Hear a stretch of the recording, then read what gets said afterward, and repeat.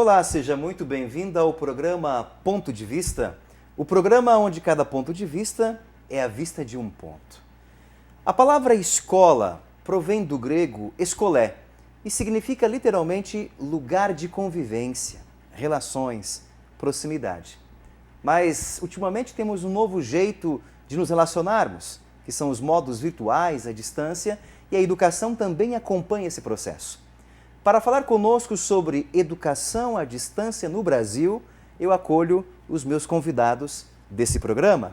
Professora Ana Cristina de Oliveira Cirino Codato, professora coordenadora-geral da EAD Unipar, professor Evandro Mendes de Aguiar, coordenador do Núcleo de Ciências Sociais Aplicadas da EAD Unipar, professor Marcelo Ricardo Mignoli, responsável pela área de tecnologia da EAD da Unipar. Sejam muito bem-vindos a esse espaço onde cada ponto de vista, como eu disse, é a vista de um ponto. E bem-vindo você que nos dá a honra da audiência, hoje discutindo sobre educação à distância no Brasil. Professora Cristina, você é a única mulher aqui, primeiras damas, né? Mas além disso, está sentada ao meu lado e além disso coordena, de modo geral, a EAD na Unipar.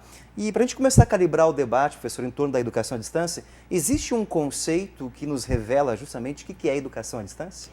A educação à distância é uma modalidade de ensino diferente do presencial, então é uma modalidade que utiliza recursos de tecnologia de informação e comunicação, que exige um perfil diferente do aluno, uma postura diferente do aluno, mas que o objetivo final é exatamente o mesmo, né? A aprendizagem é a mesma, de uma forma diferente, mas que tem um resultado tão bom quanto o do presencial. E se exige, digamos assim, um perfil diferenciado do aluno, sim, tem um perfil diferenciado do professor também ou não? Tem. O professor ele também tem que estar aberto às tecnologias, né, a se inovar, a quebrar paradigmas, a aceitar a nova forma de ensinar. O aceitar é difícil para o professor ou não? Já foi mais. Foi mais difícil. Já foi mais difícil. Mas hoje, com o uso, assim, tudo está com área, com tudo a tecnologia está presente na nossa vida, na nossa casa, no banco, então o professor já está mais fácil para o professor aceitar, mas ainda existe um pouco de receio, medo, uma rejeição. Preconceito, rejeição. A gente trabalha isso também nos cursos de licenciatura, então já inclui a disciplina de tecnologia educacional para que os alunos de licenciatura que a gente está formando já tenha acesso, porque também ele vai ser professor de um aluno nativo digital, né, que nasceu com a tecnologia, que está aprendendo com a tecnologia, então está forçando o professor, mesmo resistente, está forçando o professor a também a se qualificar e a aceitar esse novo paradigma educacional, né? Professor Evandro, quando a gente fala em escola e educação, vem na cabeça da gente, no senso comum, né? Uma sala, carteiras, um professor e o corpo a corpo ali no processo educativo, né? Exato. Mas, historicamente, a educação à distância não é tão recente assim, né? Conta pra gente como é que é um pouquinho o processo de nascimento dessa modalidade de educar. Certo. É o contrário do que pensamos, né? Achamos que a EAD ela é recente, que ela advinda com a tecnologia, por causa da informação, internet. Mas, na verdade, a EAD ela é muito mais antiga do que isso. A EAD, se nós formos nos aprofundar na história, ela é datada como alguns resquícios dela, o início, na Revolução Científica, datada do século XVII. Século XVII Século XVII já havia indícios da educação à distância. Ponto que nós colocamos assim, podemos resgatar como, olha, isso aqui é oficial EAD, já é o início da educação à distância, a Gazeta de Boston, em 20 de março de 1728, onde um professor de taquigrafia transmitiu, usando o jornal, alguns conceitos sobre o que era o curso para que as pessoas se interessassem e buscassem. Então isso daí já era uma forma de transmitir cultura, transmitir educação para as pessoas à distância. Nós já estávamos começando a expandir as quatro paredes de uma sala de aula. Aí, de lá para cá, nós temos pontos importantíssimos ao longo da história. Os cursos à distância, conhecidos como a correspondência, né? Nós começamos aqui no Brasil, ele já é um pouco mais recente, mas se olharmos lá fora, nós temos em 1833 o primeiro curso de correspondência. Começou na Suécia. A Inglaterra vem um pouquinho depois, em 1840. No Brasil, nós tivemos cursos por correspondências e um muito conhecido por entre as pessoas, Instituto Universal Brasileiro, que começou em 1941. Mas não é aí que começa a educação à distância no Brasil. Nós tivemos um curso de idiomas em 1904, no Rio de Janeiro. Então, nós temos praticamente 100 anos, né, mais de 100 anos, o quê? Com a educação à distância aqui em nosso meio. Então, não é só vinculado à tecnologia da informação, à internet. É claro que a internet ela ajuda a alavancar, ela propaga melhor a informação do que se era utilizado anos atrás. Mas a EAD, ela faz parte da nossa cultura já há algum tempo. Tivemos aí por longos anos Telecurso Primeiro Grau, Telecurso 2000, que era a Fundação Roberto Marinho. Tivemos a iniciativa da educação à distância com algumas universidades públicas por meio de consórcios, né? A Universidade Virtual de Brasília é um exemplo disso. Cursos à distância, que vem aí ao longo do tempo conquistando mais espaço.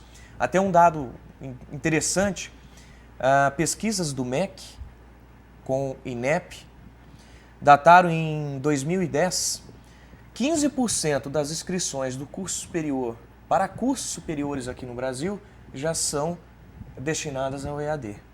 Então, em 2010, nós tínhamos já 15% do total de matrículas curso superior em EAD. Isso significa talvez um processo grande também de democratização do ensino, né? Porque Exato. atinge áreas que, por exemplo, quem mora às vezes no interior, que não tem uma instituição de ensino superior presente ali, mas tem um polo de educação que facilita também. Né? Exatamente. Então, as pessoas estão absorvendo essa cultura, as pessoas estão absorvendo essa metodologia nova, até pela questão de comodidade, de tempo, eu poder estudar no momento que eu, né, a hora que eu tiver um tempinho em casa, o comodismo, né? Nós somos hoje uma forte tendência a imediatistas. Então nós precisamos rápido e nós queremos o já. O que acontece? As pessoas, o EAD é justamente isso. Eu não saio de casa, eu tenho a informação, eu estudo dentro, né, o conforto do meu lar, mas com o conteúdo que eu poderia estar vendo dentro de salas de aulas físicas. Aqui nós temos a imagem da sala de aula virtual. E o conteúdo não tem nada a perder. Sim. É o mesmo conteúdo que nós temos numa sala de aula presencial, temos numa sala de aula virtual. Então não há aquele estigma de que o curso virtual ele é um curso mais fraco. Eu posso fazer, não vou ter problema nenhum. Não, veja bem, o conteúdo é o mesmo, você terá a mesma cobrança. As avaliações serão aplicadas com o mesmo intuito, avaliar o seu conhecimento. Então, o nível de dificuldade, ele tende a ser o mesmo. A questão, né, do comodismo é que você não sai de casa. Você está no conforto do teu lar, estudando, absorvendo cultura, conhecimento. Por outro lado, né, exige mais disciplina. Então, Esse é um dado. Não é... a contrapartida, né? Tem o conforto da residência, do local de trabalho, onde ele achar interessante estudar, mas ele precisa ser disciplinado, porque senão acumula as atividades, aí ele não consegue acompanhar mais, né? Senhor Marcelo, você que é homem das tecnologias, entende tudo, né?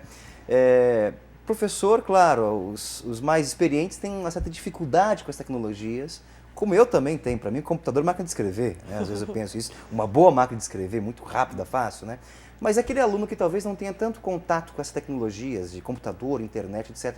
O que é o básico que esse aluno tem que ter para poder acessar um curso EAD? Hoje o maior desafio para quem é da área de tecnologia e desenvolve algo voltado a atender as necessidades de um público-alvo tão grande quanto da educação à distância, né? Tão diverso quanto da educação à distância, é criar uma experiência que seja fácil de ser absorvida por qualquer perfil de aluno, né? Então, nós temos exemplos que vêm de fora da área de educação que são adotados para se criar esses ambientes educacionais, vamos dizer assim, né? Que seria a missão da área de tecnologia num projeto de educação à distância. Por exemplo, toda pessoa hoje que quer assistir o episódio da semana passada do seu programa pode acessar o YouTube e pesquisar no YouTube, que vai encontrar lá o vídeo do episódio da semana passada. Ou se eu quero saber uma receita de uma comida, eu posso procurar isso na internet e eu encontro essa receita lá explicada com fotos, vídeos e etc. Então a aplicação dos mesmos recursos que são utilizados para essas informações, para a montagem dessas informações, elas também são utilizadas para a criação de ambientes educacionais na educação à distância. Então, de certa forma, a maior parte das pessoas hoje já usa esses recursos, já usa esses meios para obter informação. O que ele vai encontrar quando ele ingressa num programa de educação à distância são uma forma organizada e estruturada de disponibilizar esses recursos para que ele possa atingir o objetivo dele de aprender um determinado assunto, né? E ter aquele conhecimento ali depois que ele fizer as suas avaliações e etc. Então, na verdade, a educação à distância hoje ela não é um fator de distanciamento da pessoa que apesar do nome, né, distância, ela é um fator de aproximação da realidade das pessoas com a realidade de aprendizagem, né? Porque por menos que as pessoas estejam habituadas com recursos de tecnologia, a tendência e a naturalidade com que esses recursos estão se integrando na vida das pessoas fazem com que não haja mais o trauma que havia há 10 anos atrás, em que a pessoa tinha que se deparar com algo completamente novo para poder estudar à distância. Já não é mais o caso, né? É algo bem mais próximo do que parece. O professor tocou um ponto bem interessante, professora. Educação à distância. Uma vez eu ouvi uma crítica de um palestrante contra a educação à distância, dizendo que a educação à distância nos priva daquilo que é fundamental numa graduação, que é o contato, o mundo universitário, conversa de corredor, o lanchinho lá embaixo, a discussão com o professor, o enfrentamento na sala de aula, né? A senhora concorda com isso também? A educação à distância tem esse ponto, talvez, de desvantagem, não? Eu não vejo como desvantagem, porque dentro da tecnologia, tudo bem que não tem aquele contato humano, mas a gente tem um ambientezinho chamado sala do café, onde eles batem papo. Tem sala do café? Vai ter sala do café. Opa, coisa boa! Dentro do ambiente virtual de aprendizagem vai ter a sala do café. E também a gente vai ter, na EAD, que a Unipar está propondo, nessa nova metodologia, as aulas serão ministradas ao vivo uma vez por semana.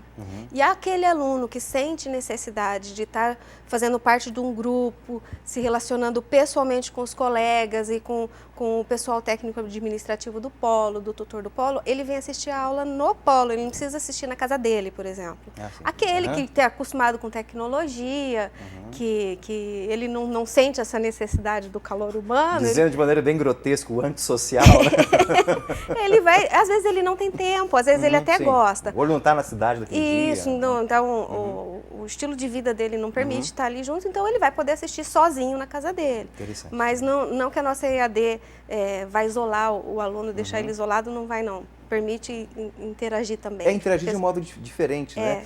Na minha opinião, eu acho que essa discussão que nós usamos de vez em quando, o real e o virtual, é uma discussão que nós fazemos porque a gente tinha só o real, né? Eu creio que a juventude agora não discute mais o que é real, o que é virtual. É uma coisa só, dá uma impressão, né? Não sei o professor que está envolvido em tecnologia. Talvez obrigá-lo a ir a uma sala de aula para interagir com os seus colegas é que não seja tão real diante da realidade que ele tem hoje. A realidade dele é outra, porque hoje você tem redes sociais. Eu sei o que as pessoas que estudaram comigo há 20 anos atrás fazem em suas cidades, até em outros países, acompanhando a realidade deles, do dia a dia deles, através das redes sociais. Sim. E isso também é algo que é trazido para dentro do contexto educacional. Quer dizer, dentro da educação presencial, muitas vezes a gente evita que o aluno acesse uma rede social porque a gente julga isso como sendo uma distração em sala de aula. Distanciamento. E dentro do contexto de educação à distância, a gente acredita que é uma etapa importante do processo de construção do conhecimento. Então ele precisa dialogar, ele precisa conversar com os seus colegas, independente de ser presencialmente ou à distância, para que ele consiga construir uma visão mais detalhada daquele conteúdo que ele aprendeu em sala de aula ou à distância. Sim. Né? Ok. Então, Nós vamos para o nosso intervalinho e voltamos já costurando mais algumas ideias sobre educação à distância, que é um formato, na minha opinião, muito democrático e realmente que exige disciplina e empenho. É possível desenhar um perfil dos alunos de EAD no Brasil hoje? Eles têm algumas diferenças com relação a outro tipo de alunado que é o presencial? Olha só, o perfil, com certeza, né, o aluno do EAD, ele é diferente. Por quê? Exige dele uma disciplina maior. Não tem aquela cobrança do professor em sala de aula, onde, você ainda não concluiu suas atividades. Essa cobrança, ela não acontece de forma presencial. Por exemplo, na nossa metodologia, nós estamos estruturando, trabalhando, né, graças à tecnologia de hoje, essa cobrança vai continuar existindo. Só que de maneira virtual, você vai receber mensagem. Sua atividade não foi entregue ainda. Aquela questão que nós estávamos conversando sobre a interação do acadêmico, né, com outros, o calor humano da sala de aula, tudo bem, não temos o calor humano, mas a interação, ela vai continuar acontecendo.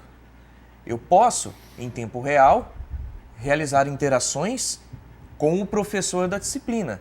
As aulas ao vivo, eu posso disparar uma pergunta e ter essa resposta durante a aula, assim como nós fazemos na aula presencial. Nós teremos isso na aula virtual.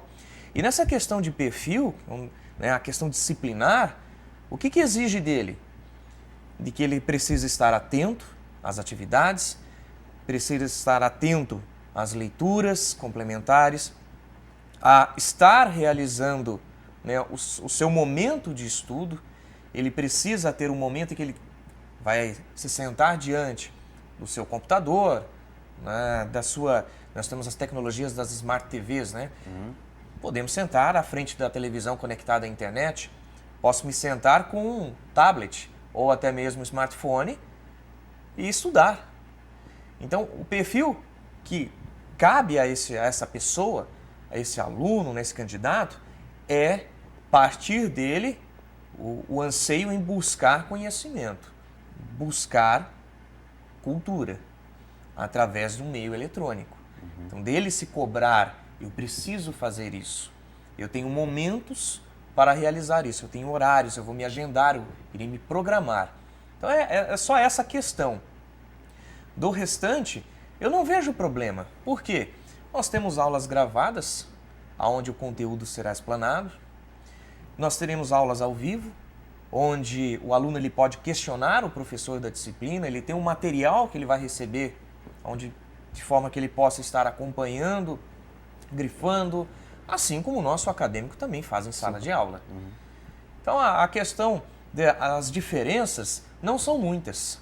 Está mais relacionado justamente à questão disciplinar, né? Uma vez que o aluno, ele no processo da EAD, ele é o fator decisivo no seu processo.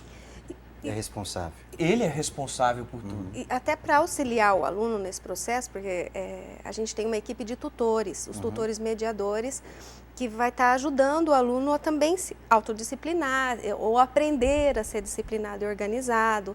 Então, que vai estar sempre em contato com ele. Se ele estiver esquecidinho num canto, o nosso tutor vai procurar ou por mensagem, por SMS, ou por telefone, ou por e-mail. Ele vai ter um jeito de resgatar esse aluno e ajudar o aluno na construção do conhecimento dele. Então, às vezes um aluno falando, não sou disciplinado, não vou conseguir. Então, ele tem um apoio, inclusive, para poder amadurecer e criar uma organização de estudo. O fato dele não ser disciplinado não quer dizer que ele será sempre assim, ele pode se tornar disciplinado. Isso, nós vamos ter uma equipe de tutores que vai ajudar o aluno a amadurecer esse lado dele também.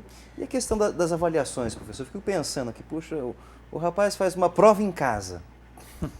Não parece muito fácil essa ideia? Ele está lá, pode pegar um livro, pesquisar outra coisa, assim, como é que é pensada o processo de avaliação para quem vai fazer uma avaliação em casa, por exemplo? Nem todas as avaliações que ele faz são feitas no formato de uma prova, como a gente está acostumado na maior parte dos cursos, né, presenciais, os que nós fizemos quando estudamos na graduação, por exemplo. Muitas das atividades são atividades de reflexão, onde ele participa de discussões com os colegas e essas discussões são avaliadas, ou questionários focados em assuntos específicos de uma determinada aula ou de um conteúdo que ele estudou naquele momento do curso dele, né? Mas a forma de avaliar um aluno da educação à distância não é a mesma forma de avaliar um aluno do ensino presencial. É importante ressaltar. Apesar de que existe um percentual de, se não me engano, 50%. 40% da avaliação à distância e 60% da nota da avaliação presencial, Continua, obrigatoriamente. Né? Então, existem critérios, normas ditadas pelo próprio Ministério da Educação para que isso seja feito dessa forma e nós obedecemos essas normas, né? E criamos aí uma metodologia que atenda esse aluno e que não crie problemas, por exemplo, para que o aluno utilize de algum subterfúgio aí para material de apoio, né? Mas então tudo isso faz parte do planejamento do ambiente de aprendizagem desse aluno, né? Então, para nós o desafio continua sendo o seguinte: fazer com que tudo seja o mais transparente possível para esse aluno e que ele não tenha que se preocupar com a dificuldade ao fazer essa avaliação. Não pela operação do ambiente, por exemplo, mas sim com aquilo que ele tem que se focar no processo de aprendizado, que é o conteúdo do curso que ele está fazendo. Entendo. Né? Então, até eu acho interessante essa questão da avaliação, porque a gente está propondo 3 tipos de avaliação na nossa metodologia. Uma, então ele tem toda semana ele tem aula ao vivo. Terminou a aula, o professor já deixou para ele uma atividade objetiva que o Mioli está desenvolvendo dentro do Moodle, que o próprio Moodle vai corrigir. Então eu não preciso, já é um instrumento que facilita para o professor, que já está corrigindo. Além dessa atividade objetiva, tem um tema de fórum para ele discutir com a turma dele, com a mediação do tutor. E aí, então, somando todas essas atividades de toda semana, conta 40% da nota, depois, uma vez a cada 5 semanas, ele vai presencialmente no polo, aí faz uma avaliação valendo 6 pontos, aí sem consulta, e aí encerra aquela disciplina. Exige muita disciplina, Sim. mas acima de tudo reflexão, né? Aí tá talvez o diferencial do processo avaliativo. E também essa questão, o aluno está fazendo uma avaliação em casa com 40% da nota, mas a forma que o professor aborda aquela avaliação é o segredo. Uma postura Exatamente, reflexiva. Isso, não é só copia e cola, né? Dele olha no instrumento e cola ali. Até porque, assim, até um ponto de vista pessoal, mas devido às atividades que serão propostas, a forma com que essas atividades serão propostas também, o número de atividades, mesmo que o acadêmico, né, o aluno, esse perfil de EAD esteja buscando subterfúgio, eu vou realizar a atividade com material aqui do lado, né? Eu vou buscar a resposta, ninguém está vendo isso. Então, mas veja só, o fato dele estar pesquisando para responder a atividade, eu entendo como já sendo uma forma dele estudar. Sim. Então, ele está buscando a informação, mas é uma cola? Não, é uma forma, ele está consultando para a realização de exercícios, atividades propostas, métodos avaliativos, que não é todo o percentual da nota, menos de 50%, né? Nós temos os 40%. Então, devido ao grande número, ele acaba estudando. Né? Ele acaba buscando mais informação e se aprofundando. Como dizia um professor meu, fazer cola também é estudar. Exatamente. Você não pode usar na prova, mas é bom fazer a cola. E tem uma pesquisa que apontou que o aluno da educação à distância, ele lê muito mais do que o aluno do presencial. Tem. Então, como é que o MEC faz? Porque nós temos a avaliação dos cursos chamado ENAD, né? Sim. Existe também uma avaliação para os cursos à distância. Sim. Exato. E como é que é o processo, o parecer do MEC sobre isso? Teve um ano, não vou saber dizer exatamente qual, mas que o melhor aluno do Brasil no ENAD era um aluno de educação à distância. Educação à distância. Olha que bacana. E como é que a Unipar está vendo agora esse processo de educação à distância, né? Como é que ela está reformulando, pensando o projeto educativo à distância? A nossa ideia agora é investir em tecnologia, né? Tecnologia. A gente tá... Aí o Mignoli entra em ação. Isso. E o Mignoli está trabalhando bastante. Até porque a gente tem que entregar para esse aluno que vai estar estudando na casa dele os mesmos recursos a que ele tem acesso dentro da instituição quando ele estuda presencialmente aqui dentro da instituição. Então, ele precisa ter acesso aos serviços de secretaria, ele precisa ter acesso à biblioteca, ele precisa ter acesso à sala de aula, que seria o ambiente de aprendizagem, que é o que eu falei até agora. E, antes de tudo, isso precisa ser fácil para que ele encontre com facilidade, para que ele receba documentos na sua casa, para que ele não tenha necessidade de se deslocar até a instituição de ensino ou um polo, a menos que isso seja algo que já tenha sido previamente programado dentro do programa do curso. Então, ele vem fazer a atividade dele presencial, né? Avaliação presencial. Mas, naquele momento, ele pode aproveitar para fazer outras coisas, mas, a menos que ele queira, ele não precisa se deslocar até a instituição para ter acesso a esse serviço. Então, quando a gente fala de polos, isso pode estar presente no Brasil todo, território nacional? Sim. Como é que funciona a questão de polos? Só que a gente tem que solicitar o credenciamento do MEC. Ah, sim. Então, o MEC credencia uma unidade, um polo para poder articular os cursos da Unipar. Isso, aí entra, porque a gente tem uma portaria de credenciamento para ofertar cursos na modalidade de educação à distância, e inicialmente seriam as nossas 7 unidades, né? E agora a gente está entrando com um processo de aditamento a essa nossa portaria de credenciamento para poder ter autorização do MEC para instalar cursos no Brasil todo. No Brasil todo? Isso. Olha que interessante, hein? Puxa vida. A Unipar vai... E que cursos? Estão pensados os cursos já? 9 cursos. 9 cursos? 9 cursos. Cursos de administração, bacharelado, aí mais 4 cursos de tecnologia, o professor Evandro que vai coordenar, gestão. Cursos de gestão comercial, curso de recursos humanos, marketing e gestão financeira. Esses são todos cursos, né? E para vocês chegarem a essa conclusão de ofertar esses cursos, era uma boa pesquisa também, pensando quais cursos seriam interessantes. Além desses da área de gestão, a gente também tem cursos da área de licenciatura, que é pedagogia, história, filosofia e letras. E aí nesse estudo a gente percebeu que o carro-chefe da EAD é o curso de administração e pedagogia. São os mais procurados. Inclusive, tem empresas buscando alunos dessa área de gestão, egressos de educação à distância, justamente para buscar profissionais com o perfil do aluno de EAD. Interessante, isso é bom, bacana. São pessoas que, né, elas têm um empenho... É um aluno proativo, curioso, que busca, que, como dizem o caboclo, que fuça, né, as situações. E que vai desenvolver uma habilidade com tecnologias que é um grande diferencial no mercado de trabalho. Tecnologia é imprescindível hoje em dia. Mas, gente, eu agradeço muito a presença de vocês. Infelizmente, o nosso tempo aqui esgotou-se, passa muito rápido. Assim como o aluno que estuda em casa, o tempo passa rápido também. Aqui nosso momento também passou rápido. Agradeço a presença e estimo todo o sucesso nessa reformulação da EAD da Unipar. Esperamos nos encontrar, quem sabe, num próximo bate-papo também. Obrigado pela presença de vocês. Eu que agradeço. Obrigado. E obrigado a você pela audiência. Até o próximo programa. Um forte abraço. Tchau, tchau.